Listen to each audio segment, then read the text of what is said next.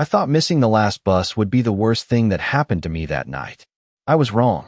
The digital sign above the shelter blinked 11:42 p.m. in cold blue numbers, and the taillights of the Route 16 had already disappeared around the corner, glowing red through the rain like something cruel and final.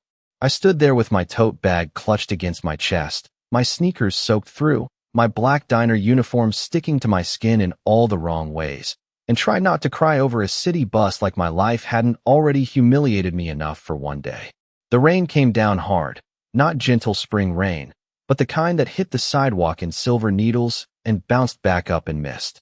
My hair was plastered to my cheeks. Water dripped off the tip of my nose.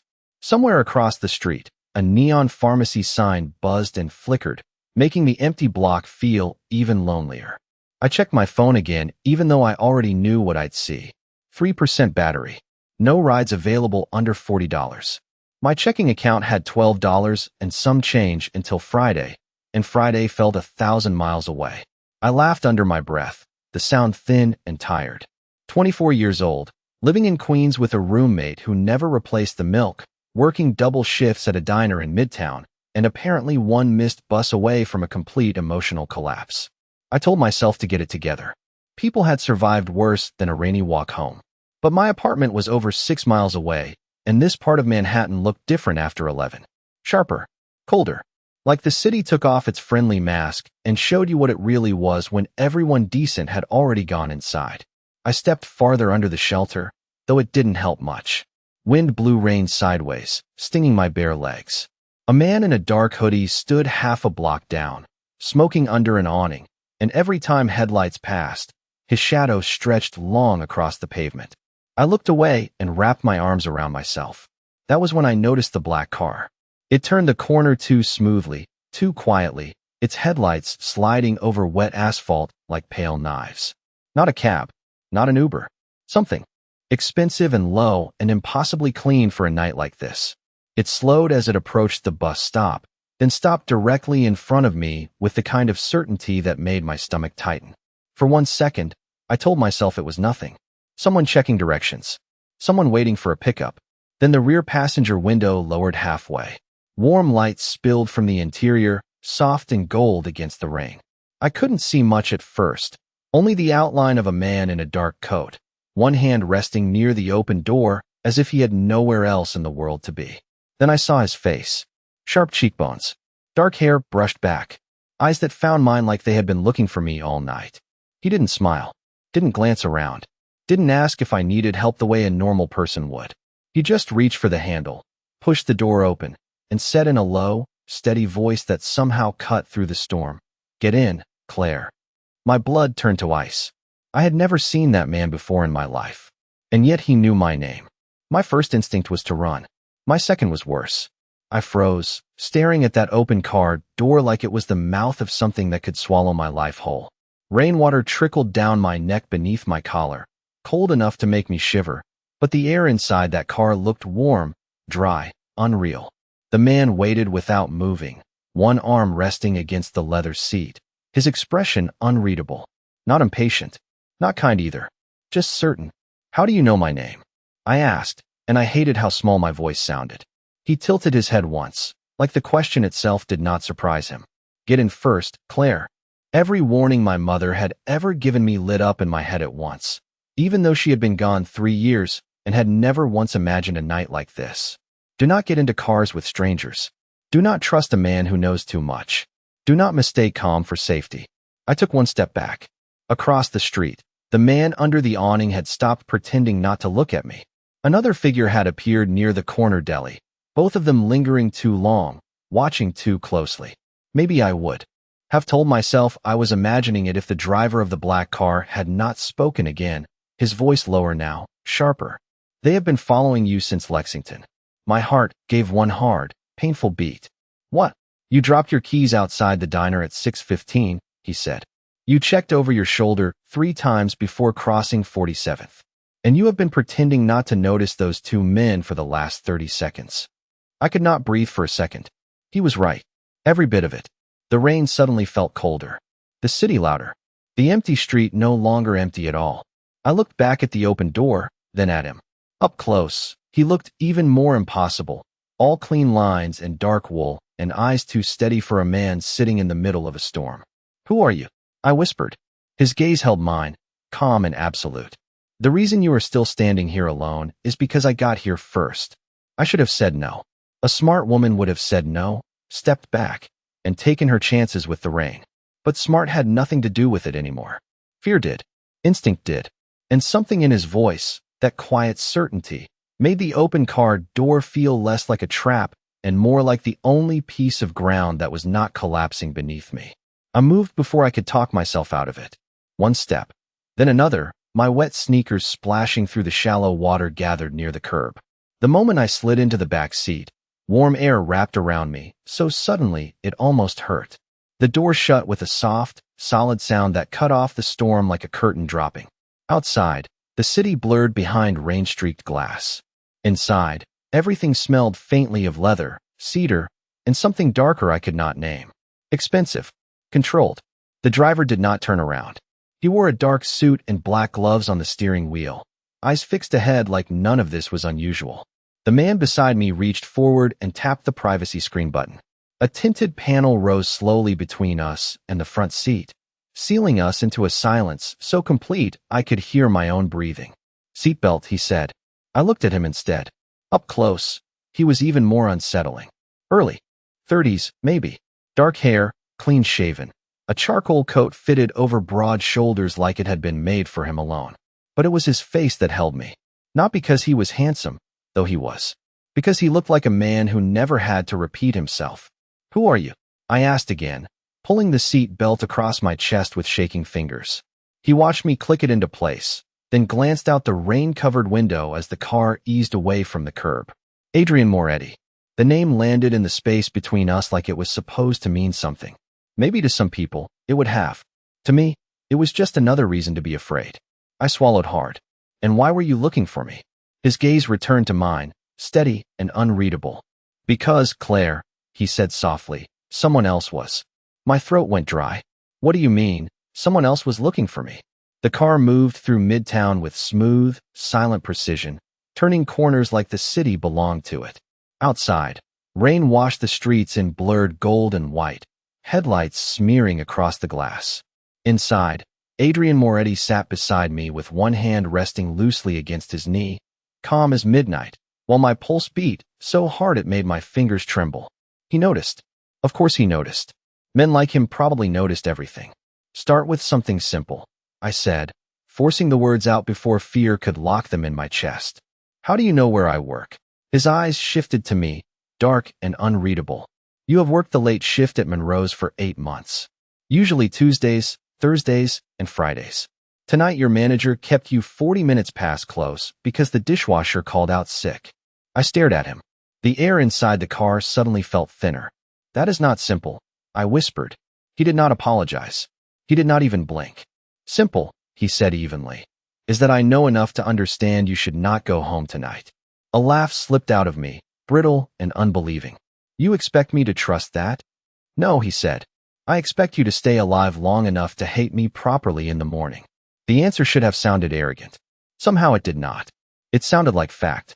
The car slowed at a red light, and through the rain-streaked window, I caught the reflection of another dark vehicle half a block behind us.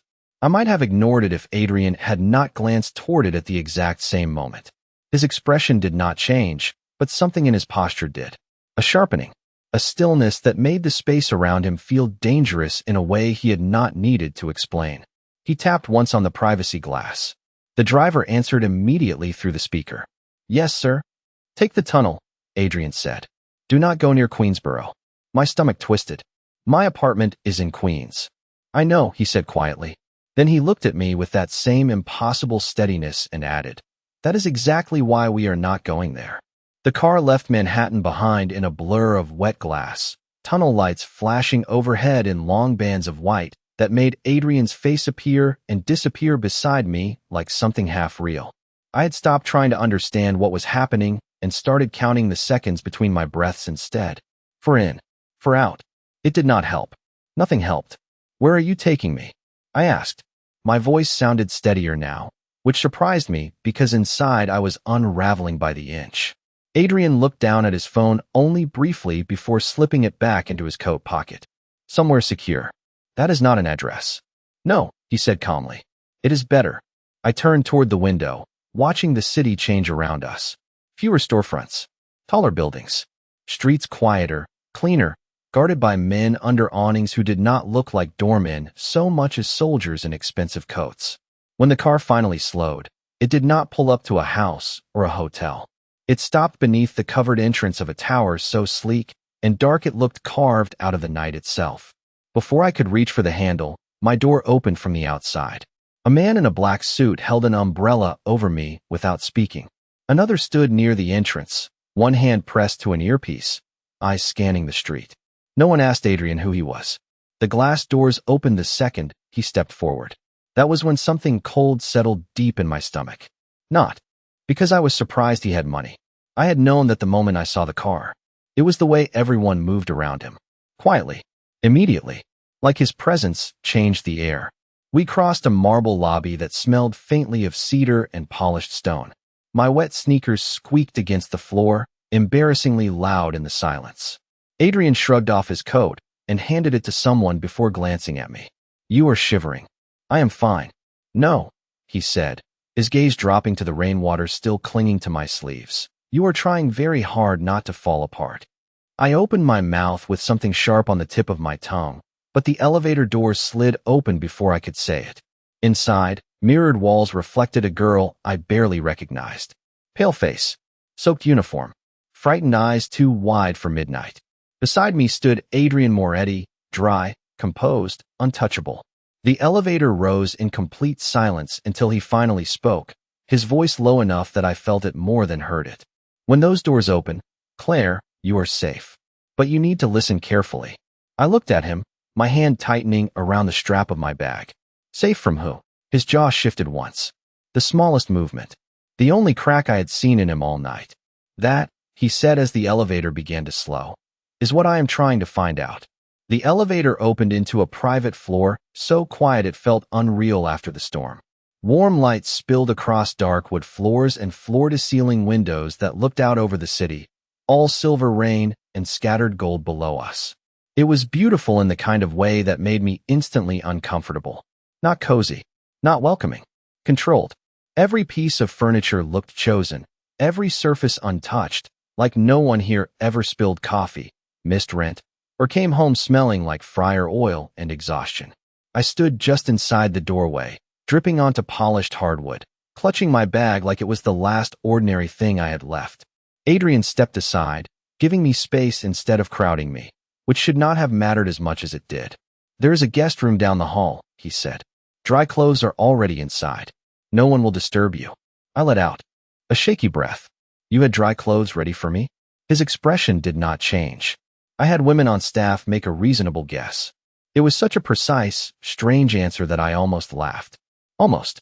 Instead, I watched as he crossed to a sideboard, poured hot water into a mug, and dropped a tea bag into it with the same controlled hands that looked like they belonged in boardrooms, not in the middle of my nightmare. He set the mug on the edge of the marble counter, then took 2 steps back before speaking. Chamomile. It is not poisoned. That was not actually my first concern. It should have been, he said, and for the first time all night, there was something faintly human in his voice. Dry humor. Tired, maybe. I stared at the tea, steam curling upward between us. Why are you being nice to me? The question slipped out before I could stop it. Adrian looked toward the rain beyond the glass, his face turning unreadable again. Do not confuse protection with kindness, Claire. The word should have chilled me. Instead, they landed somewhere deeper. Because he had not said he was helping me. He had said he was protecting me. And somehow that felt far more dangerous. I took the tea because my hands needed something to do besides shake.